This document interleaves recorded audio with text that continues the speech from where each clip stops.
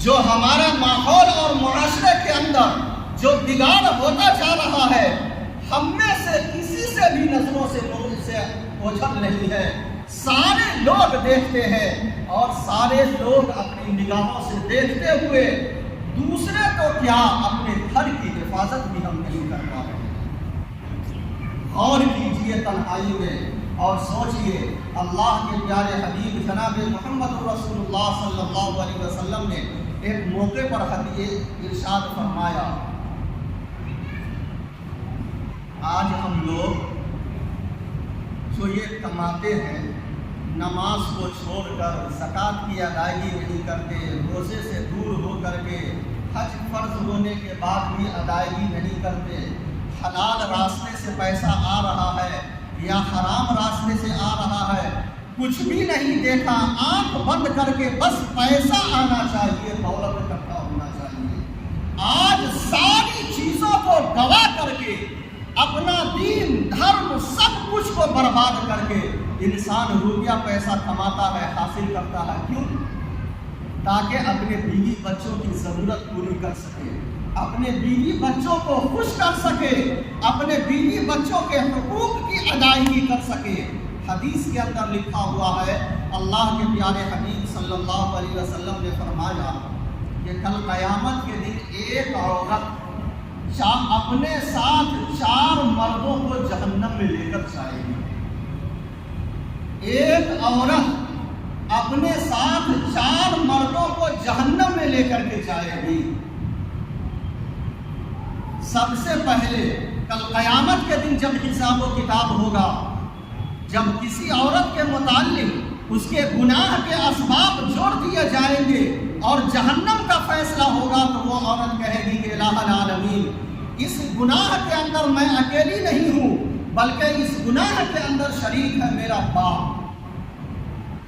اس لیے کہ یہ میرا باپ ہے، دنیا کے اندر ہماری تمام خواہشات کو پورا کیا، تمام ضرورتوں کو پورا کیا، جو کچھ ہم نے مانگا سب کچھ اس نے دیا، لیکن اس یہ جو گناہ جس کی وجہ سے میں جہنم میں جا رہی ہوں، اس گناہ سے اس نے نہیں روکا مجھے۔ اگر یہ اسی دن روک دیا ہوتا تو اس گناہ کے اندر میں مبتلا نہ ہوتی اور آج میں جہنم میں نہ جاتی۔ اس لیے الہ العالمین، یہ باپ بھی برابر کا شریک ہے، میرے ساتھ اس کو بھی جہنم میں ڈال دیجیے۔ اللہ پاک کا حکم ہوگا، چلو تم بھی چلو ساتھ میں۔ اس کے بعد پھر یہ عورت بولے گی، الہ العالمین ابھی نہیں، رک جائیے، اس گناہ کے اندر صرف میرا باپ نہیں، میرا بھائی بھی شریک ہے، اس لیے کہ ہم نے اپنے بھائی سے جو چیزیں مانگی، جو کہا، اس نے سب کچھ پورا کیا، لیکن جس گناہ کی وجہ سے میں جہنم میں جا رہی ہوں، اس نے مجھے اس گناہ سے نہیں روکا۔ اگر میرا بھائی، باپ نہیں روکا، بھائی اگر روک دیا ہوتا تو آج میں جہنم میں نہ جاتی۔ اس لیے میرے ساتھ اس بھائی کو بھی بھیج دیجیے۔ پروردگار عالم کا حکم ہوگا، اس کے بھائی کو بھی جہنم میں ڈال دو، تینوں کو ڈال دو۔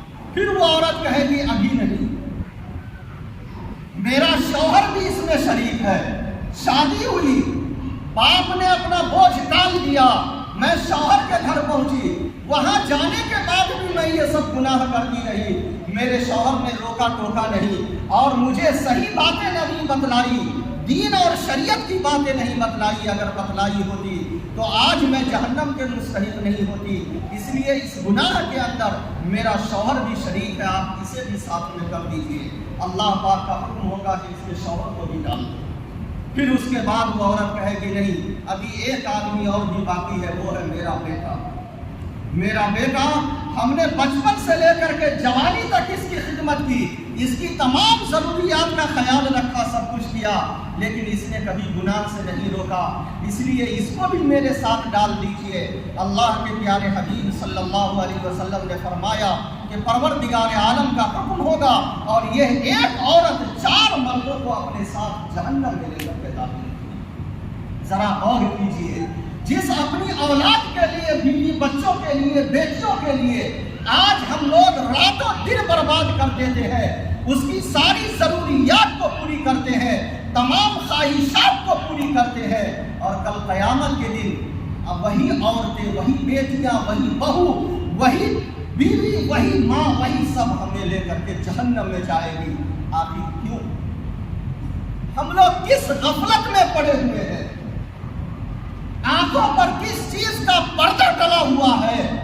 یہ فیشن کے دور میں دنیا کا خمار دل اور دماغ پر اور آنکھوں پر اس طریقے سے پڑا ہوا ہے کہ آج ہمارا دین سے کوئی تعلق نہیں، شریعت سے کوئی تعلق نہیں، پردے سے کوئی تعلق نہیں. اور اگر کوئی بتلانے والا بتلا دے تو کیا کرتے ہیں ہم لوگ؟ بتلانے والا اگر ٹوک دے، بتلا دے، تو بجائے ماننے کے، عمل کرنے کے، الٹا اس کے خلاف سازشیں کرتے ہیں. یہ تو ہم نے اپنی آنکھوں سے کئی جگہوں پر دیکھا ہے. آپ حضرات کو عمر دراز ہے، تجربہ کار ہے، بہت سارے موقع پر آپ لوگوں نے دیکھا ہوگا.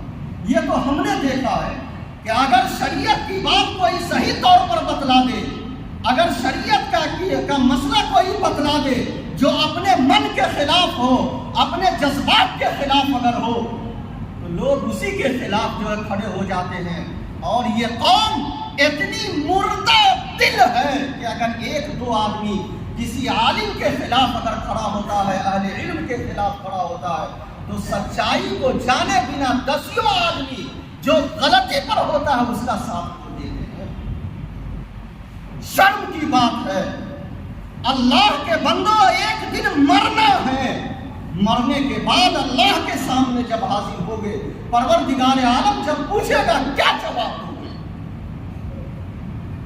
آج جن بچوں کے لیے، اپنی اولاد کے لیے ہم لوگوں نے سب کچھ گنوا دیا، اگر اس اولاد کی صحیح تربیت نہیں ہوئی، دینی علم اسے نہیں سکھلایا، تو یہ ہمارے بچے کیا کریں گے؟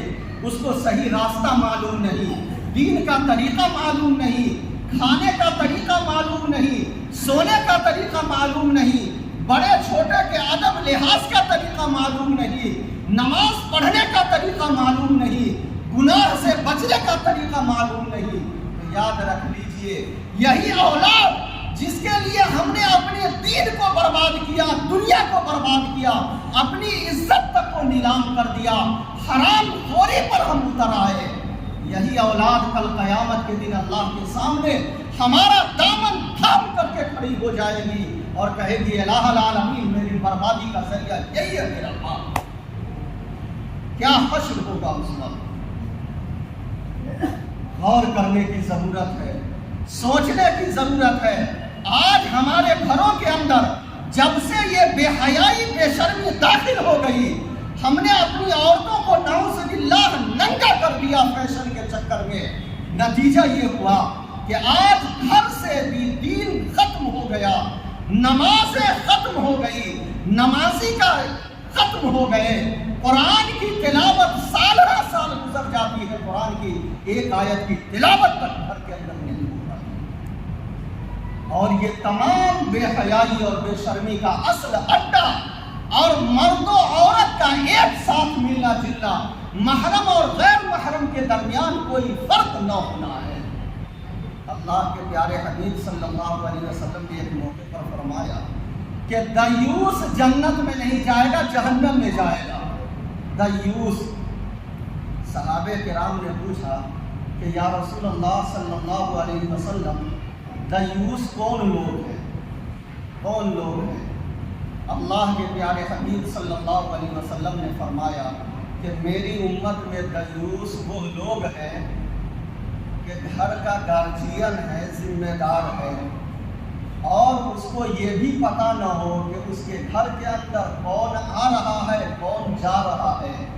محرم غیر محرم سارے لوگ اس کے گھر میں آتے ہیں، گھر کی عورتوں اور نامحرموں کے ساتھ بات چیت کرتے ہیں، ہنسی مذاق کرتے ہیں، اور یہ مرد جو گھر کا گارجین ہے اسے کوئی بھی فکر نہ ہو. ایسا آدمی یہ دیوس کہلاتا ہے. یہ کبھی جنت میں نہیں جائے گا، جہنم میں جائے گا. آج ہر شخص اپنے گھر کے حالات کا جائزہ لے لے کہ ہمارے گھروں کے اندر ہم گارجین ہوتے ہوئے کیا ہم نے اس پر کنٹرول کیا ہے یا نہیں کیا ہے. آنے والا آدمی دوست ہو یا دشمن ہو، رشتہ دار ہو یا کوئی دل ہو، اپنا ہو یا پرایا ہو، مرد ہے، غیر محرم عورتیں گھر کے اندر ہے، یہ ذمہ داری ہماری ہوتی ہے، گھر کے مردوں کی یہ ذمہ داری ہوتی ہے کہ اس ذمہ داری کو نبھاوے اور مہمان کو مہمان خانے کے اندر رکھے، اس کے ساتھ اس کی ضروریات کو پوری کرے۔ ایسا نہ ہو کہ نامحرم اور غیر محرم عورتوں کے ساتھ مل جل کر کے اور جیسے چاہے ویسے رہے۔ یہی ملنا جلنا، یہی بے حیائی اور بے شرمی کو جنم دیتا ہے۔ اللہ کے پیارے حبیب جناب محمد الرسول اللہ صلی اللہ علیہ وسلم نے سختی کے ساتھ منع فرمایا، سختی کے ساتھ عورتوں کو گھر کے اندر بھی پردے میں رہنا چاہیے، چونکہ صدر کا چھپانا یہ فرض کے درجے میں ہے، صدر کا کھلنا یہ حرام ہے۔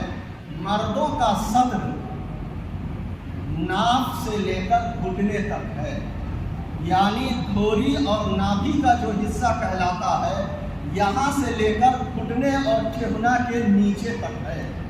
اتنا کا ڈھانکنا ہر حال میں فرض ہے، اگر کھلتا ہے تو وہ حرام ہے، جتنی دیر کھلا رہے گا حرام کاری کا گناہ ہوتا رہے گا۔ آج کل ایک بڑا عجیب و غریب فیشن ہے، اس فیشن کے دور میں عجیب لوگ ننگا ہوتا چلا گیا۔ کچھ دنوں پہلے سے ایک جنس نکلا ہوا ہے جس کے ٹھہنے سے لے کر کمر تک پھٹا ہوا ہے اور بہت مہنگا ملتا ہے وہ مارکیٹ میں، اور یہ نوجوان لڑکے بڑے شوق سے پہنتے ہیں، بڑا تعجب ہوتا ہے دیکھ کر کے۔ ایک نیا دوسرا فیشن چل گیا ہوا ہے کہ پہلے لوگ نائٹی استعمال کرتے تھے فل پاؤں میں، اس کے بعد پنڈلی تک آ گیا، اور اب عجیب و غریب ہے رین اور جان تک کا لوگ پہن کر کے نوجوان لڑکا کھلے عام گھومتا ہے۔ گھر کے اندر ماں ہے، بہن ہے، بھابھی ہے، بڑی بہن، چھوٹی بہن، چاچی ہے، گھر سے باہر خالہ ہے، نانی ہے، ماموں ہے، شرم تک نہیں آتی کہ نوجوان لڑکا پورا جان کھول کر کے اور سب کے سامنے گھومتا ہے۔ اور یہ بیچارے گارجین باپ ماں تو سمجھتے ہیں کہ بس ہم نے بچوں کو پال پوس کر کے بڑا کر دیا، اب چاہے وہ زنا کرے، حرام کاری کرے، بدکاری کرے، کچھ بھی کرے، ہم نہا دھوا کر کے پھر یا ہم سے کوئی سوال جواب نہیں۔ زیادہ سے زیادہ کیا کیا؟ شادی کر کے 5-10 لاکھ روپیہ جہاں اپنے مٹھی میں آیا، بس اب بہو اور بیٹا سے نہا دھو کر فری ہو گئے۔ ایسا نہیں ہے، گارجین کی سانس جب تک چل رہی ہے، چاہے 200 سال اگر وہ زندہ ہوتا ہے، جب تک سانس چل رہی ہے، بیٹے کی ذمہ داری اس کی ہے، بیٹے کی ذمہ داری اس پر ہے کہ وہ اپنے بیٹے کو غلط کام سے روکے، اور اگر گناہ کا کام کر رہا ہے، حرام کام کر رہا ہے، تو جہاں تک ہو سکے اپنی طاقت کا استعمال کر کے اس کو روکنا۔ یہ عجیب فیشن چل گیا ہوا ہے۔ اللہ کے بندو، فیشن اس کو بناؤ جو رسول اللہ نے بتلایا ہے، طریقہ وہ اپناؤ جو نبی نے بتلایا ہے، راستہ وہ اختیار کرو جو پروردگار عالم نے بتلایا ہے۔ یہ دنیا کے چکر میں پڑ کر اور دشمنانی اسلام کے چکر میں پڑ کر کے اگر تم برباد ہو گئے تو یاد رکھ لو پروردگار عالم انہی لوگوں کے ساتھ تمہیں بھی جہنم پہ ڈال دے گا۔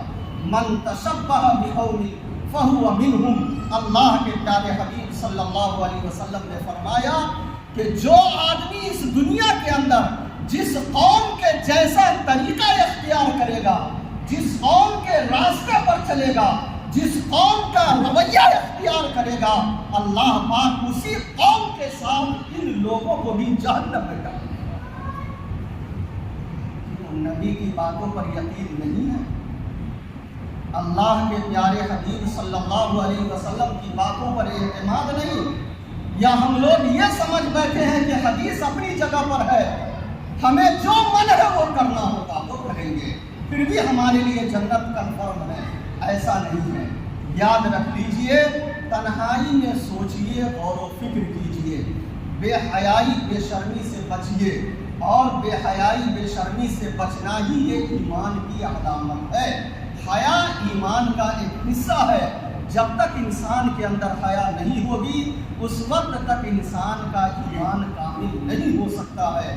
اور یہ جتنے خرافات ہیں، جتنے گناہ کے کام ہیں، یہ سب کے سب بے حیائی اور بے شرمی کی علامت اور پہچان ہے۔ بے حیائی جہنم میں لے جائے گا، اور حیادار بننا، حیا کو غالب رکھنا، یہ جنت میں لے جائے گا۔ اب فیصلہ کر لیجئے غور و فکر کر کے کہ آپ کو جنت چاہیے یا جہنم چاہیے۔ دعا کیجئے کہ اللہ پاک ہم تمام لوگوں کو کہنے سننے سے زیادہ عمل کی توفیق عطا فرمائے۔ ہمارے